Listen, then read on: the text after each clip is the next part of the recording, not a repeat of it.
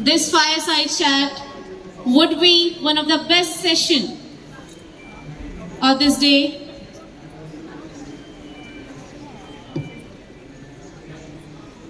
All right, let's get started. Can we just settle down, everyone? I request you all just quickly settle down.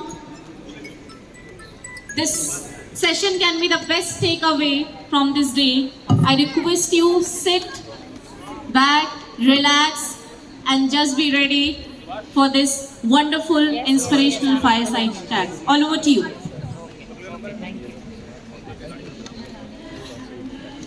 Thank you so much. Audible? Thank you so much. Welcome to Dr. Kiran Bedi. मैं थोड़ा सा अपने तरीके से थोड़ा introduction देना चाहूँगा। 9th 10th में एक बच्चा 90s में, और उसको एक टास्क मिलता है कि भारत के नव निर्माण की प्रेरणा एक लेख लिखो। वो कंफ्यूज है किस पे लिखे। शाम में बैठा हुआ है, पिताजी आते हैं, पूछते हैं क्या हुआ आज, क्या सब हुआ स्कूल में, क्या सोच रहे हो इतना।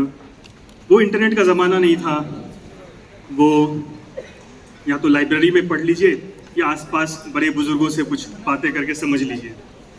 पिताजी ने कहा उस बच्चे को कि क्या बात है बताओ। उसने कहा कि ऐसी ऐसी बात है, एक ऐसे लिखना है। और फिर मुझे पहली बार नाम पता चला, किरण बेदी IPS। और फिर कहानियाँ पिताजी से पता चला। वो बहुत प्रेरित थे। आज वो मेरे बीच में नहीं है। कितने खुश होंगे कि मैं मैम से कुछ सवाल पूछने वाला हूँ। Thank you so much ma'am. एक लेडी IPS 1970 में, और जिसने बहुत ही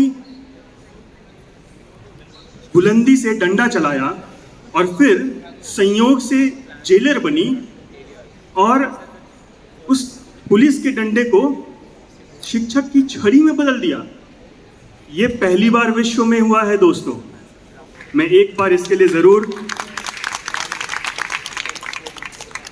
amazing and we are so blessed कि एजुकेशनल फोरम में संदीप जी आपका बहुत बहुत धन्यवाद, आपकी पूरी टीम का बहुत बहुत धन्यवाद कि इस महाकुंभ में हमें मौका मिल रहा है मैम से चीज़ें सीखने के लिए, समझने के लिए, और नए भारत, विकसित भारत के निर्माण में उनके ये बोल, जो आज वो बताएंगी, समझाएंगी, शायद काफ़ी समय तक हम उसका अनुसरण करने वाले हैं। Thank you and welcome ma'am.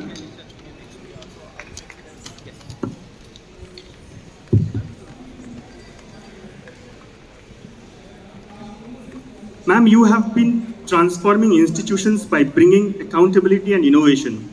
If you were to lead an education institutions today, इसको हिंदी में ट्रांसलेट करो। मैम मैं चाहूँगा ये समझना कि अगर आज एजुकेशनल इंस्टीट्यूशन आपको लीड करना हो और research culture, research based education को इम्प्लीमेंट करना हो, तो उसको आप स्कूल लेवल पे कैसे इम्प्लीमेंट करेंगे? आपका ये डुअल क्वेश्चन है। Break this question into two. इसको So, दो हिस्सों में बांटो। मैम मैं चाहूँगा कि पहले हम ये समझना चाहेंगे कि स्कूल लेवल पे, इधर नहीं चाहिए, मुझे नहीं चाहिए अभी नहीं, धन्यवाद दीजिए। स्कूल लेवल पे रिसर्च कल्चर बिल्ड करना, सीड प्लांट करना कम से कम, ये कैसे संभव होगा? सो आपका क्वेश्चन है कि स्कूल में रिसर्च बेस्ड एजुकेशन कैसे करें। मेरे टाइम पर लाइब्रेरीज होती थी, बुक्स एक ही जगह होती थी और आपको एक बुक एट अ टाइम मिलती थी या 2 बुक्स, और फिर वो हफ्ते के बाद आपको वापस करनी पड़ती, तब दूसरी बुक मिलती थी। मुझे याद है जब मैं ट्रैवल करती थी एज अ स्टूडेंट, मैं टेनिस भी खेलती थी और देश भर में घूमती थी, टूर्नामेंट्स के लिए जाती थी, लेकिन मेरे मन में खेलना तो था, बहुत इम्पोर्टेंट था, क्योंकि टेनिस जो मेरी थी वो फैमिली स्पोर्ट थी। मेरे डैडी वॉज बहुत टेनिस को खेलते थे रोज़, उनको सबसे ज़्यादा इम्पोर्टेंट टेनिस थी। तो मैं टेनिस खूब खेलती थी, लेकिन मैं पढ़ाई मिस नहीं करना चाहती, क्योंकि मुझे पता था कि मेरा भविष्य मेरी पढ़ाई से ही होगा, टेनिस से नहीं होगा। उन दिनों में हम दूर दूर दूर, मैं अमृतसर की रहने वाली हूँ, अमृतसर से लेके त्रिवेंद्रम तक 3rd क्लास कंपार्टमेंट में मैं ट्रैवल करती थी, और अनरिजर्व्ड कंपार्टमेंट्स में भी, और फिर 2-3 रात 2.5-3 दिन लगते थे, जो अब आपको त्रिवेंद्रम में सिर्फ 2.5 घंटे लगते हैं। उन दिनों में मुझे 2-3 दिन 3rd क्लास कंपार्टमेंट में लगेज के सामान की जगह पर अपने आप को सोने के लिए जगह थोड़ी मिलती थी, और मैं जाकर टेनिस खेलती थी। लेकिन अगर मैं आपको बताऊं मेरे सूटकेस में क्या होता था, वो लाइब्रेरी की किताबें, वो किताबें जो मुझे पढ़ के आना है वापस, क्योंकि मुझे इम्तिहान देना है। मेरे मन में ये लगन थी कि मैं खेल तो रही हूँ, क्लास तो मिस कर रही हूँ, लेकिन मेरा लक्ष्य है, पढ़ना है, और पढ़ने में भी मुझे कोई कमी नहीं करनी है। मुझे जाकर कि कोई मुझे ये नहीं कहे ये तो सिर्फ खेलता ही जानती है, इनको पढ़ना नहीं जानती, मैं जाकर इम्तिहान देती थी।